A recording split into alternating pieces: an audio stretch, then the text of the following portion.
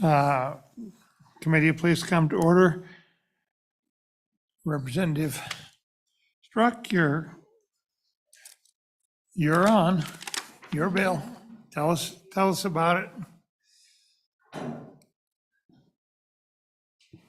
Thank you, Chairman Scott.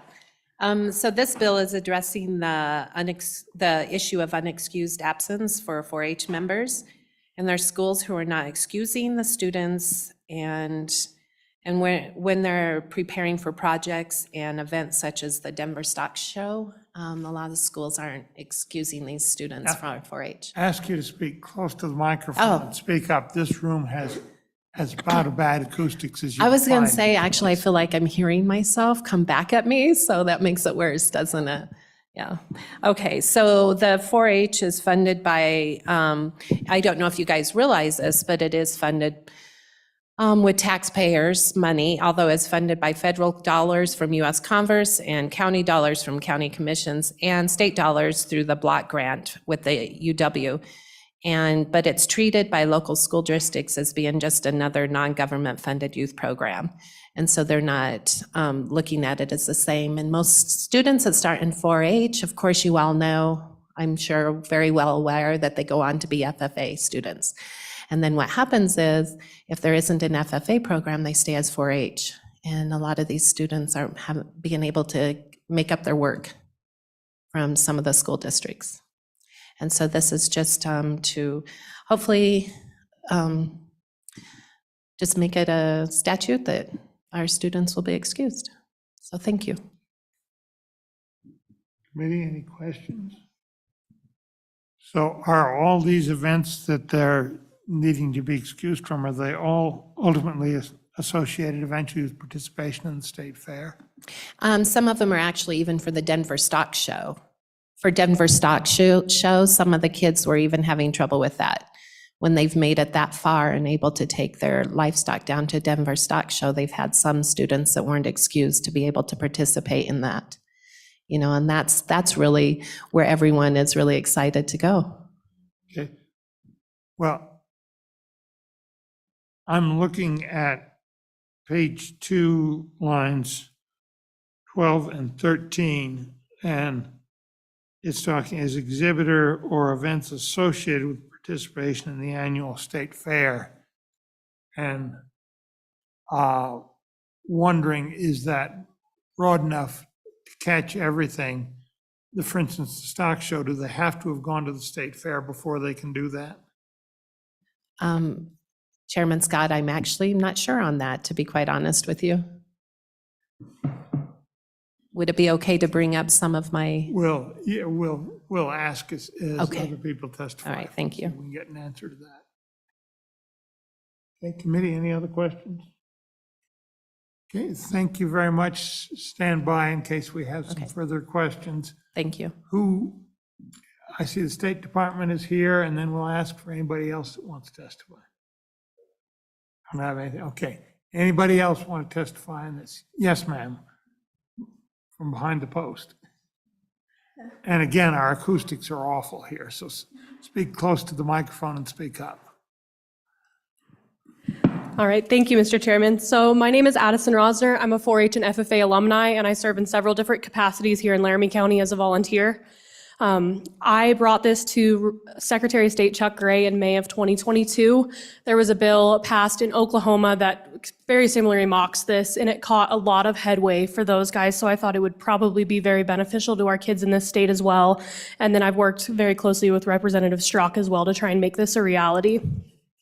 So for many who are not involved in like 4-H, FFA, and these other leadership activities, they don't recognize that this is a state-long or a year-long thing. And they are not considered extracurricular, meaning a lot of these kids are having to pick and choose when they miss school. I know me, myself, I'd have to pick and choose what doctor's appointments I would make which month and which shows I would go to, as well as I'd have to pick and choose which leadership activities were most important to me, which was kind of put everyone at a disadvantage. As you know, the school district represents and supports FBLA, speech and debate, Skills USA, sports activities, as well as band, but they don't recognize 4-H. And so this puts these kids at a huge disadvantage, and also I strongly feel communicates to these kids that what they are doing is not as important, even though we are preserving Western heritage in the agricultural community. So with that being said, I chased, of course, 4-H and FFA my whole entire life. It was super important to me. I showed livestock, as well as I feel like it really did set me up for my success at the age of 23. I myself, as well as other students, have noticed that teachers pick and choose when they want to let you make up work, which puts them at a huge disadvantage because these kids really are stellar kids. They all have good GPAs, they're graduating in the top of their class, they're making up the work that they're missing, but a lot of teachers just don't recognize these stock shows, these clinics, these different leadership activities they're going throughout the whole year as something important to their career success and personal growth. So with that being said, what kind of touching on what you asked, we worded it with the intent of these leadership activities they take part of all year lead up to events at State Fair. So their livestock shows, some of those static exhibits, a lot of the judging contests that they take part in. And so our hope is that if we can get these teachers to recognize that what they're doing is such a big deal and so important to these kids' personal growth and career success throughout the year, leading up to State Fair, that they're going to be able to be recognized and continue to pursue these. Okay. Any questions? Do all these events ultimately relate to participation in the State Fair? I think in a roundabout way they do. So like your football kids, they're constantly going to practices twice a week. They are constantly going to state summer camps. They're going to, I know in Laramie County, they send them to South Dakota for almost a week to do a football camp leading up to the state tournament is essentially what the goal is. So these clinics, these stock shows that they participate in year round, the different like leadership events that are hosted lead up to a lot of State Fair as well as some national contests that are hosted in the fall.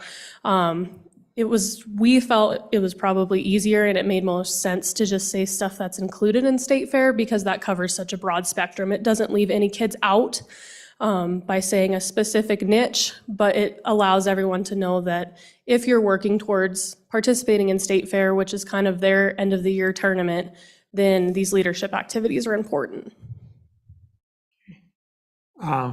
Specifically, do you know, does participation in the Denver Stock Show, does that require prior participation in the State Fair? It does not, but I do know that a lot of the kids that go to Wyoming State Fair will take those animals that are shown at State Fair and then move on into Denver Stock Show. And a lot of those kids attend Denver Stock Show with the intent of they're bettering themselves to be better prepared for State Fair in the following year. A lot of these shows that we go to in the fall actually set you up for success in your spring shows or your summer shows like State Fair. Okay, any questions? Seeing none, thank you very much. Thank you very much. Who else here present wants to testify? Yes, ma'am.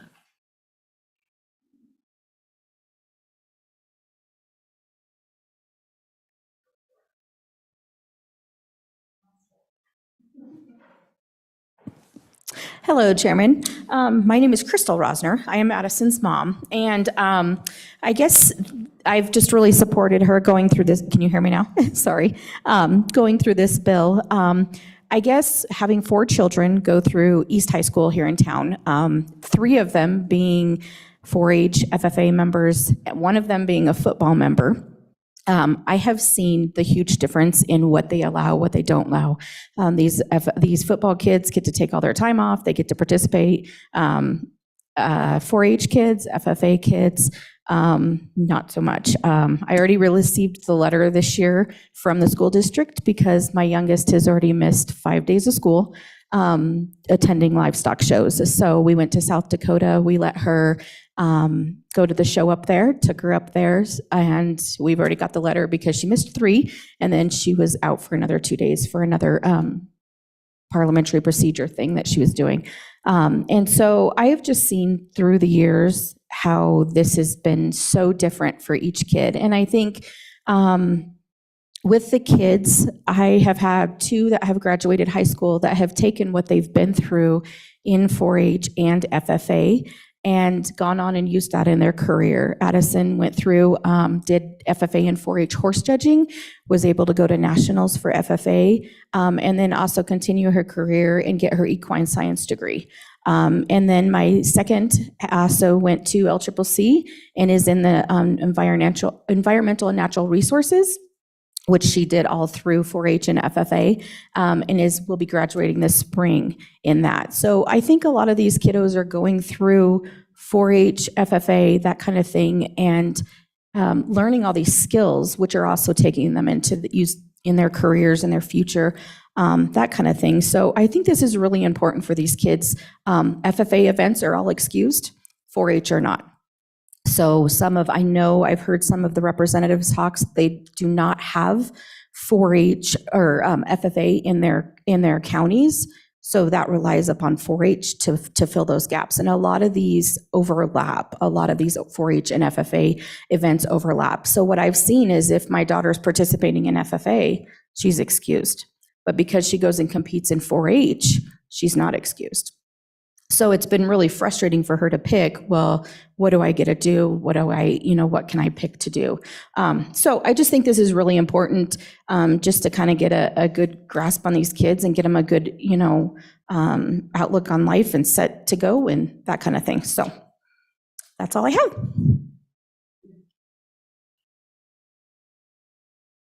Let me ask, as a mom, do you feel that your kids are getting more out of going to the 4-H and FFA in terms of learning than they would the missed classroom time, and how effective are the mechanisms for making up the lost classroom time? Absolutely. They get a lot out of it. I mean, we're not going to just hang out. We're not going to sit around. When we go to South Dakota, we're up early, 6 a.m. in the morning.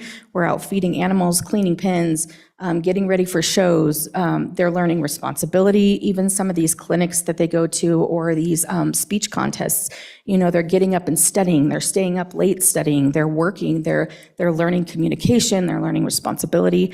And so my kids have never had a problem making up that work. It's always been easy. We take it with us. They make up their work and they get it done. So, and we have a pretty strict policy of keeping grades up and all that stuff. And I think a lot of these livestock kids do. They definitely keep their grades up, keep their grade point average up. And if they don't, then I think that's the parents' responsibility. I think parents are pretty responsible in letting their kids out to do these things. If they're keeping up on their grades, they're keeping up on their work and all that kind of stuff. So I've definitely seen a huge difference. I know 3 of my kiddos have learned way more than my son ever did missing for football. He did not go in the football career. Unfortunately, he'd like to, but he did participate in FFA in ag mechanics, and he is going on to be a mechanical engineer. So kind of cool. I mean, he started that out in FFA, and he's extending that into why they don't have it in 4-H. It was FFA, but kind of cool to see. So. Okay. Thank you very much. Yes, thank you. Anybody else? Anybody else? Mr. Chairman. Senator Ruffus. Thank you, Mr. Chairman. I think we should hear from Miss Willow Lindholm over there and her experience with showing cattle, and whether she has any relevant insight to provide the committee. Okay.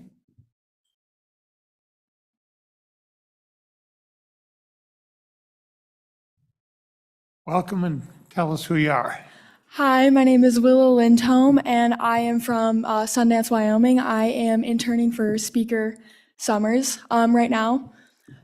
So in my experience in showing over the past couple years, I attended State Fair for my first time last year. And I think it was a really great experience overall. And thankfully, my school takes time off for those students who are allowed or who show at State Fair.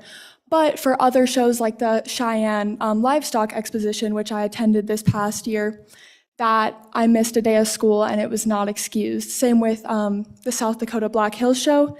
It wasn't excused. And I think, it's a really great learning experience for everyone who attends.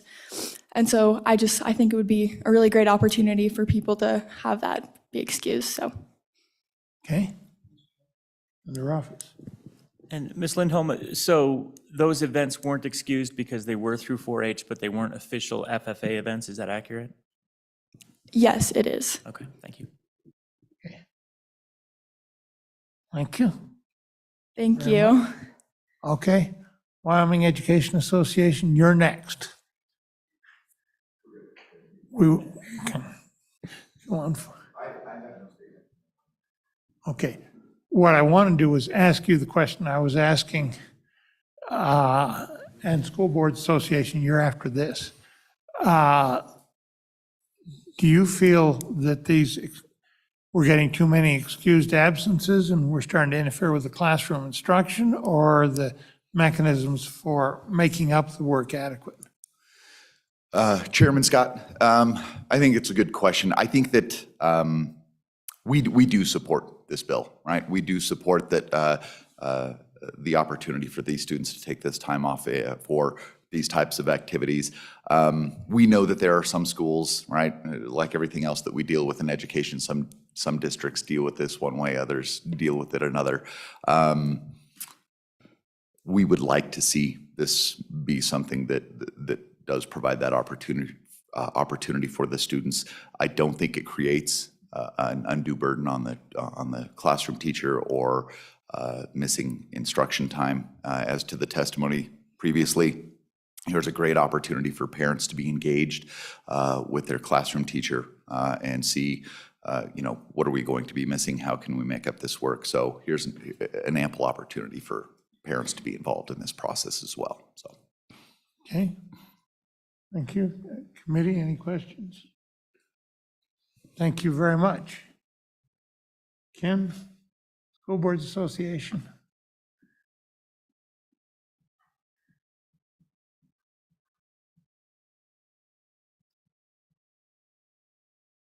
And you've had practical experience as a classroom teacher, as I remember, too. Mr. Chairman, members of the committee, yes, I taught for 25 years.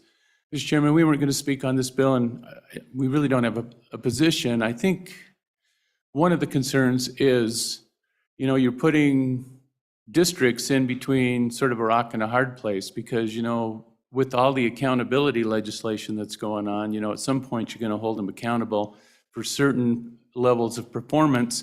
And on the other side, you're going to say, well, it's not that important that you come to classroom.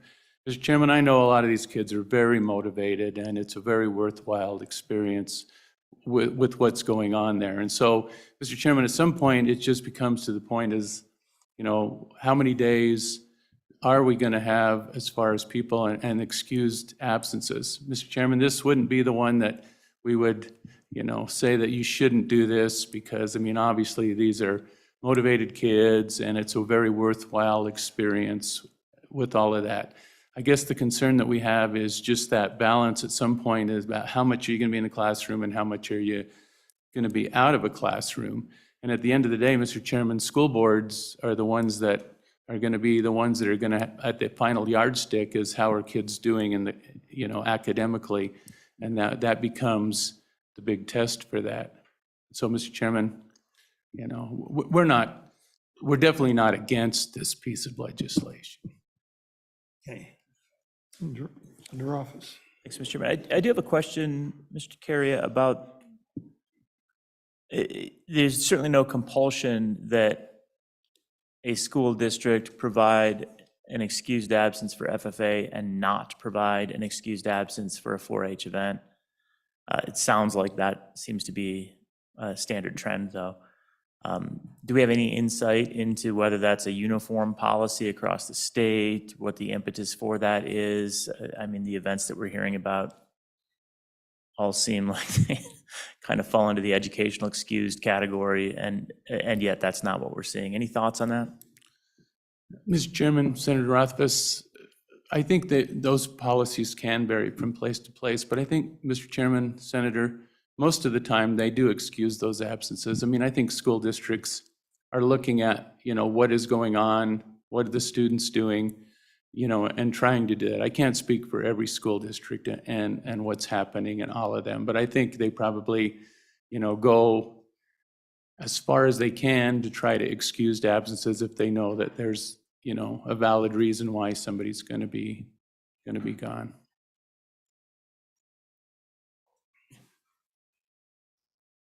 Do you feel that the mechanisms for the students making up the work are adequate? And do you think the students are getting more out of going to these things than they would by staying in the classroom and not participating? Mr. Chairman, it's hard to say. I mean, you know, I think that would vary by student and what classes they're going to. I think there's probably, yeah, good ways of making up that credit. And again, as you heard in the testimony, a lot of these kids are very motivated kids, and they're going to do it. And just because the nature of the individuals. And Mr. Chairman, again, we're not against this piece of legislation. You know, it's just the caution, I guess it's the caution of, you know, where is that final place as far as what's excused and what's not? And there's been a couple of bills already go through or are in the works in this session about excusing absences. And so, Mr. Chairman, at some point, I think school districts are rational and you know, they take that into account. I'm wondering at some point if we're going to have to look at the whole system. I would be much more concerned about some of the athletic invasion of the classroom space than I am these. And I don't know whether you want to comment on that or not. Mr. Chairman, I'm not going to argue that point. I mean, one of the things about student in athletics, and I know that a lot of times they have attendance policies, and so if you're not current on your grades, you can't participate in those events. And so I think most of those have a kind of a self-check system on that. You know, Mr. Chairman, when I was coaching, and that was more middle school, I'd tell you that, not high school. But, you know, I know that we were pretty much a stickler about that. If you weren't passing your classes, that you weren't able to take the day off and you couldn't travel, you couldn't go to games, you couldn't miss school. Because obviously the reason we were there is for the academic part, not for the athletic part. Yeah, I have personally seen that, where that really can motivate a kid to keep up with at least the basics academically. And I saw how much my daughter gained from participating in, we called it junior high in those days, but basketball program that came together as a team and was very valuable to her, so. Mr. Chairman, I've seen lots of those instances too, where, you know, that might be the motivating thing, but I'm sure that these students in 4-H or FFA, that's a motivating factor too. If they know they're going to be gone and go to the state fair, you know, they're probably a bit more likely to make sure that they're up on what they need to do so that they can attend those activities. Because, Mr. Chairman, all students have different likes and dislikes and things that they want to do. And so I wouldn't speak against any of these things. I think we want students to explore different options and to, you know, and be exposed to many different things. So I think that's a good thing. Okay. Under office.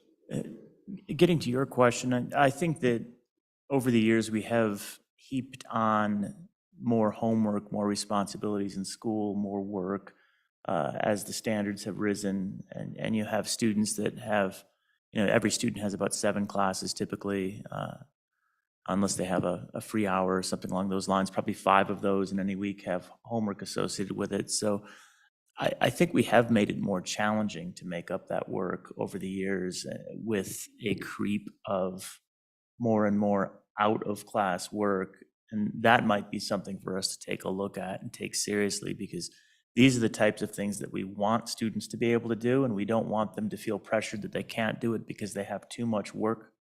I can speak as a parent on behalf of my 2 kids that they're buried at all times and honestly struggle to catch back up. And they're pretty darn good students and pretty darn good kids, but it's when they have to miss a day or a couple of days for an event, that event is incredibly enriching. I want them to do it, but then I see them struggle because they don't just have to make up for the couple of days they missed. They still have the same homework burden that they had as well.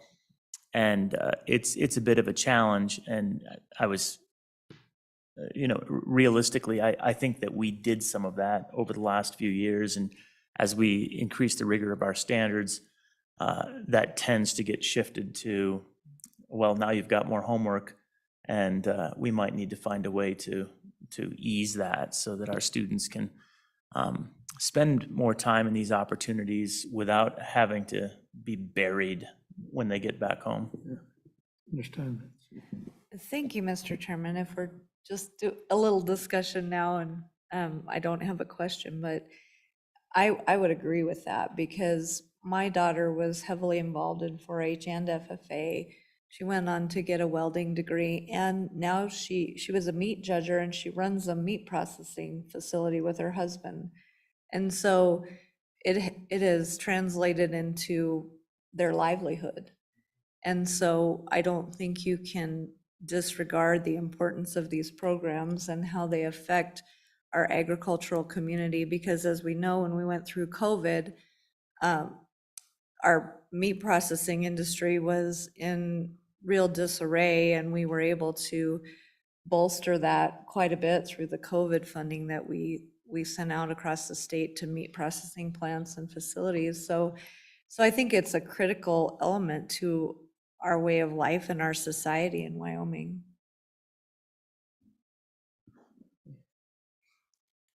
I wonder, and I'm going to ask Ken to, wants to comment. I wonder if we aren't seeing a general problem with our standards and a need for focusing in on the stuff that is really essential and high priority, and having a mechanism where some of the other stuff, you need some of it, but you don't need all of it, and it doesn't necessarily have to be the same. And do you want to comment? And Mr. Chairman, I think we've seen a couple of bills. I know I'm not sure exactly where they're at the moment, but there are ones about looking at standards and maybe, reducing that somewhat. And Mr. Chairman, I have to say again, we didn't come here to speak against this at all, and we're not against this piece of legislation. Mr. Chairman, I guess my testimony, what I would like you to take away is we just want to be cautious about what we do with this, because if you're going to have the high standard and the high bar for accountability, you have to allow districts to have some say about, keeping those students in class in the appropriate amount of time so that they can get the education, because, that's there. But Mr. Chairman and Senator Steinmetz, I agree, these are great programs, and a lot of kids benefit from the participation in these, and it could lead to those careers. And I think you could say that about a lot of programs that they get exposed to in school too. Okay. Thank you, Mr. Chairman. Thank you very much. I know you didn't volunteer. Members of the committee, no, I'm happy to talk to you anytime. Thanks. Okay. Senator Boner, do you want to speak to you? You're the Senate co-sponsor. Well, just briefly, Mr. Chairman, Brian Boner, Senate District 2. In support of the bill, obviously, I think it's a good little piece of legislation that'll guarantee that our kids can have these really meaningful experiences. I can tell you, I've never played the NFL, never played the NBA. I still use my experiences from 4-H and FFA just about every day. And so I hope that we can look at this program with the same amount of respect and that some of those athletic programs have been given over the years. So on support of the bill. Okay. Thank you. Or were there any questions? No. Let me raise one, Representative Strzok, one concern with you. I'm going to support the bill and in favor of it. I'm a little nervous that some of the districts are going to say some of the things you think are exempt.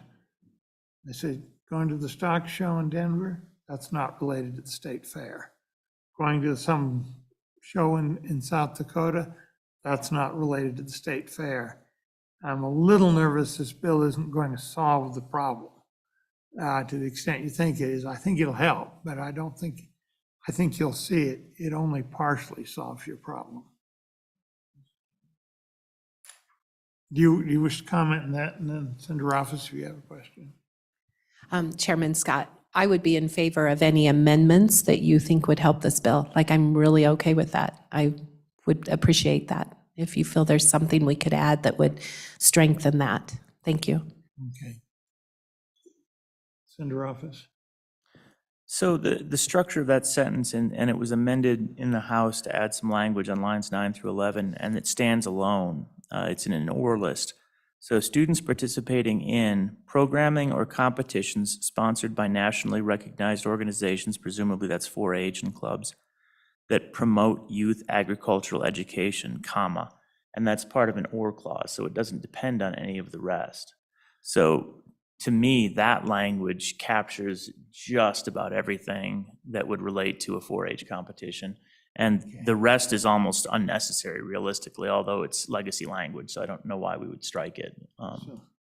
I feel like it covers it. You think the association with the state fair is not? It's not necessary. It's Okay. Well, it's maybe- there because it was there, and I don't have any problem leaving it there. But I think that language at the beginning subsume or Yeah, okay. all the rest, yeah.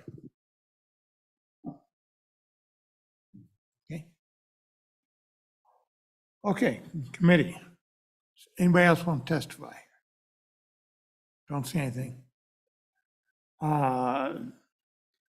Committee, what's your pleasure? Okay, multiple do pass motions. Any discussion or amendments? Seeing none, you ready for the question? Call the roll, please. Senator Beitman? Senator Brennan? Aye. Senator Rothfuss? Senator Steinmetz? Chairman Scott? Aye. 5 ayes. Okay, that will go to the floor. Thank you very much. Committee, 2 housekeeping things. One, Senator Brennan and I have been attending the House Committee 7 a.m. education meetings on the school finance systems. And there's another one on Wednesday at 7 a.m. They have been quite valuable. So those of you that have the time, I commend it to you. You probably could teach